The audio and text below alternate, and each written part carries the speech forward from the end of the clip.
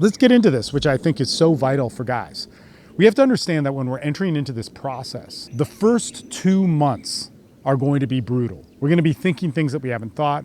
We're going to be going through stress, which we never thought we'd have to deal with. All the answers for us and the general public are to tough it out and be better and be stronger. But in the reality of it, we're not able to do that. It's not working. Confidence can't just be grabbed out of thin air. We can't just join a jiu-jitsu class, a CrossFit gym, all these things which are great. I actually love jiu-jitsu. It's been a huge part of my life for 15 years. We can't jump at that. We have to start looking at the bare minimums of what we do. So this is important. So I want to talk about the mental process in going through a custody battle, a high conflict custody battle, or a divorce battle that guys are going through in our modern culture.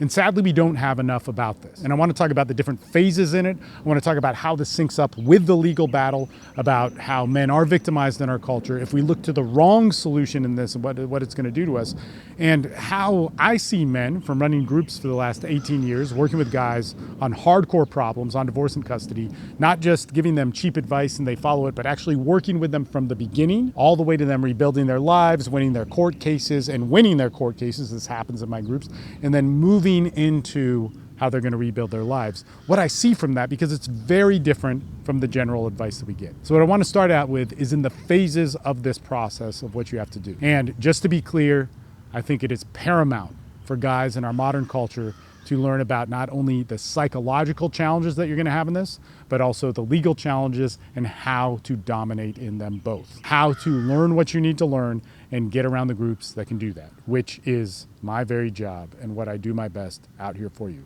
Tons of videos for you on this on YouTube. Check them out. Get educated. Get started. This is all for you. So let's get going.